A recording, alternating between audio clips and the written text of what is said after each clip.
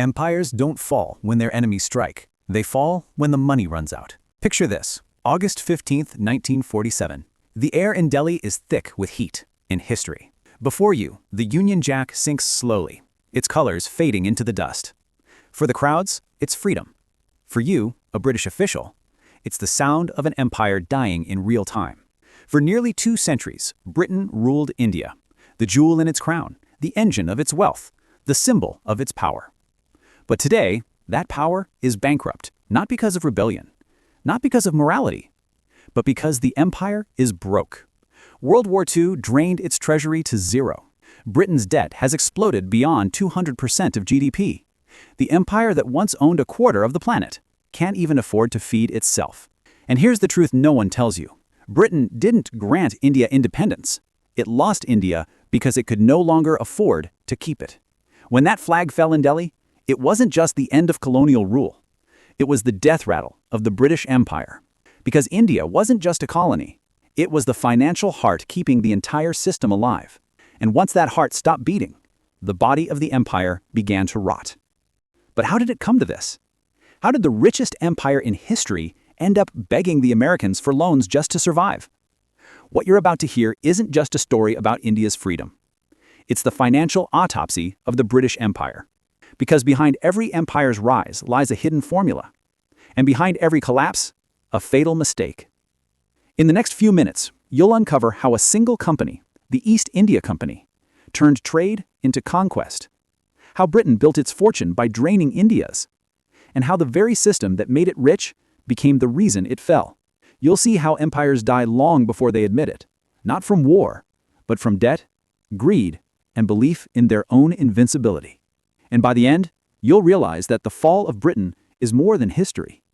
It's a warning for every modern empire built on borrowed money and fragile faith. If stories like this intrigue you, where money and power hide behind history, hit like and subscribe. Because what comes next reveals the secrets empires tried to bury. It all began with a single signature. December 31st, 1600. Queen Elizabeth I signs a royal charter. And with it, she creates something the world had never seen before. A company.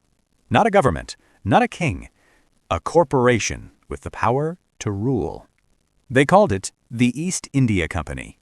At first, it looked harmless enough, a group of merchants chasing spices, silk, and tea. But beneath that royal seal was a quiet revolution. Because for the first time, profit was given the right to act like power. This wasn't just trade, this was empire. Outsourced. A business with its own ships, its own ports, and soon, its own army. They were granted a monopoly. Exclusive control of every English ship that sailed east of Africa. Every voyage, every cargo, every deal. Theirs alone. The crown didn't have to lift a sword. The company did it for them. And paid for the privilege.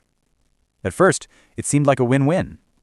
The merchants got rich, the crown got its cut, and India, ancient, complex, and unimaginably wealthy, opened its doors.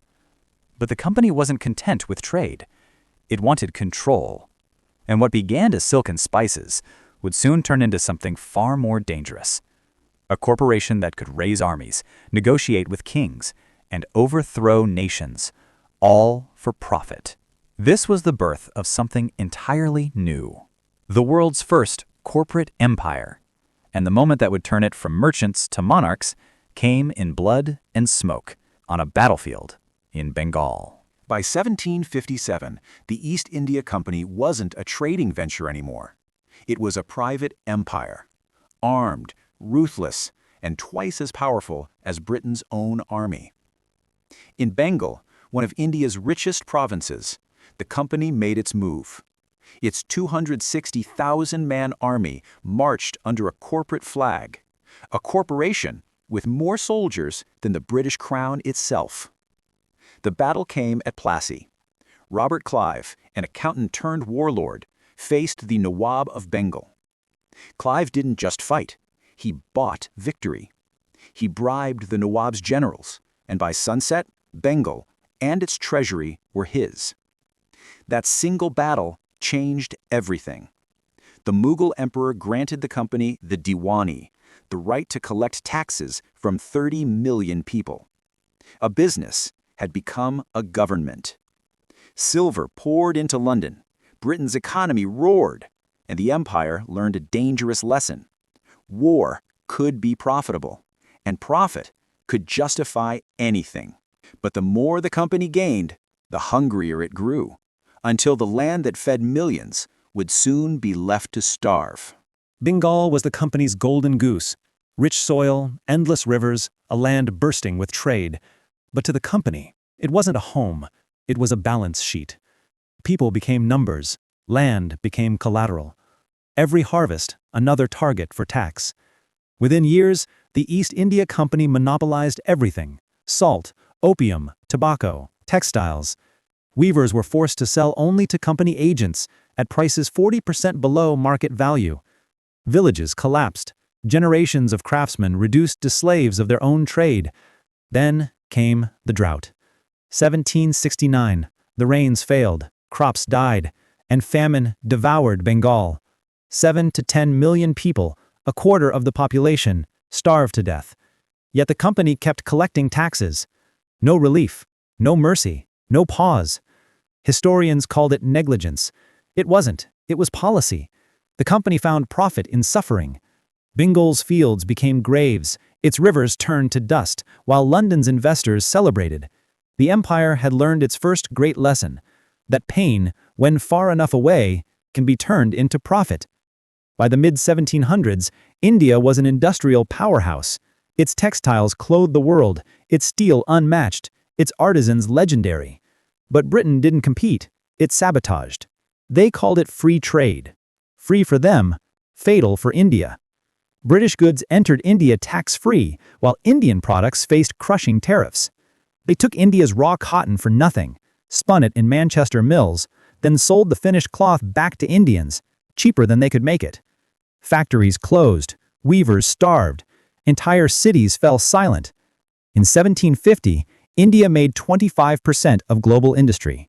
By 1900, just 2%. That wasn't progress. It was precision-engineered collapse. Britain didn't just conquer India's land, it dismantled its economy. And when trade and taxes weren't enough, the empire found profit in something darker: drugs. When taxes and trade stopped being enough, Britain turned to a darker profit: addiction. The East India Company found its new gold: opium. Fields across Bengal and Bihar became poppy farms. Farmers were forced to grow drugs instead of food, or lose their land. The system was simple and monstrous. India grew the opium, the company smuggled it into China, and the profits bought tea and silk to sell in Europe. It was the world's first global drug network, run not by criminals, but by a corporation backed by the crown. When China tried to stop the poison, Britain sent warships. The opium wars weren't about trade, they were about control. Gunboats shelled ports, cities burned, and when the smoke cleared, Britain forced China to open its markets and hand over Hong Kong. The profits were staggering. Opium became Britain's second largest source of revenue. It funded armies, railways, even the monarchy itself, while millions across Asia suffered and died. India was no longer a colony, it was a drug factory for empire. They called it commerce. History calls it state-sponsored addiction. By the mid-1800s, India wasn't a colony, it was a cash machine for Britain. After the 1857 rebellion, the crown took direct control, and the extraction only deepened. Indian taxes now funded their own subjugation. An army of 65,000 British and 140,000 Indian troops, all paid by Indian revenue. Every rifle, every ship, every uniform, bought with Indian money. Then came the railways, hailed as progress, built on Indian debt. Designed to move soldiers, not people, and every rail, screw, and engine purchased from Britain. India paid the cost, Britain reaped the profit. Economist Dadabhai Naoroji called it vampirism. Each year, 30 to 40 million pounds drained from India into British coffers, almost none returned. Taxes that could have built schools and roads, built palaces and warships instead. Naoroji exposed it. Nearly 1/3 of India's revenue vanished overseas, a slow, methodical bloodletting disguised as civilization. That wealth fueled Britain's Industrial Revolution, but left India in famine, debt, and silence. The empire called it progress. Naoroji called it theft. By the 1900s, Britain's empire spanned the globe, but it was running on borrowed time and borrowed money. When World War I began, India became its silent engine. Over 1 million Indian soldiers fought across Europe, Africa, and the Middle East. More than 150,000 were wounded or killed, and India paid for it all. The British called it loyalty, but it was loyalty funded by force. India sent millions of tons of wheat, cotton, and steel to feed Britain's war machine. And when peace came, the bill was added to India's debt. Then came World War II, and with it, collapse. Britain ran on IOUs called sterling balances. By 1945, a third of all those debts were owed to India. And still, famine struck Bengal. Between 800,000 and 3.8 million died, while Churchill refused to send grain, saying, "They must learn to look after themselves." Ships of wheat passed starving ports, bound for Europe. By war's end, Britain was drowning in debt, over 200% of GDP. The empire that once ruled a quarter of humanity was now living on American loans.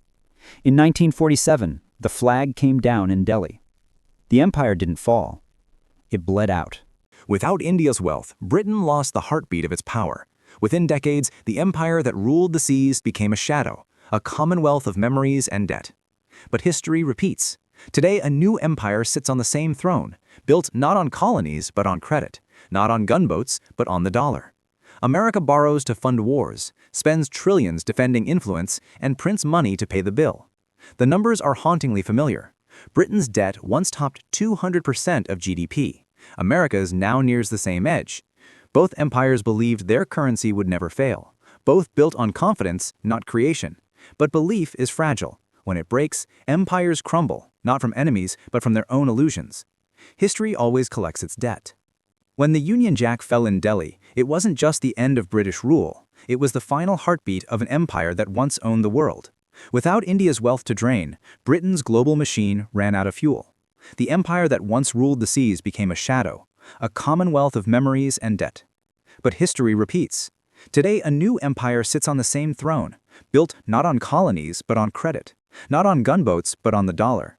America borrows to fund wars, spends trillions defending influence, and prints money to pay the bill. The numbers are hauntingly familiar. Britain's debt once topped 200% of GDP. America's now nears the same edge.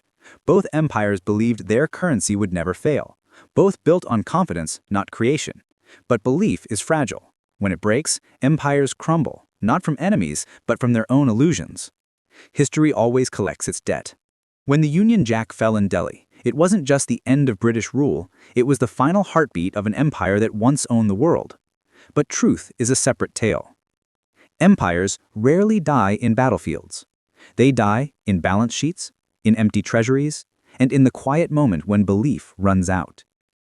Britain once ruled a quarter of humanity, convinced its power would last forever. But when the wealth stopped flowing, the empire cracked, and by the time it noticed, it was already gone. Today, another flag flies where Britain's once did. A new empire of markets, debt, and faith in the dollar. But history doesn't repeat itself out loud. It whispers. And if you listen closely, you can hear the same sound echoing. Not of gunfire or rebellion, but of a system slowly collapsing under its own weight. The question isn't if another empire will fall, but which flag will sink next. If that thought unsettles you, stay curious.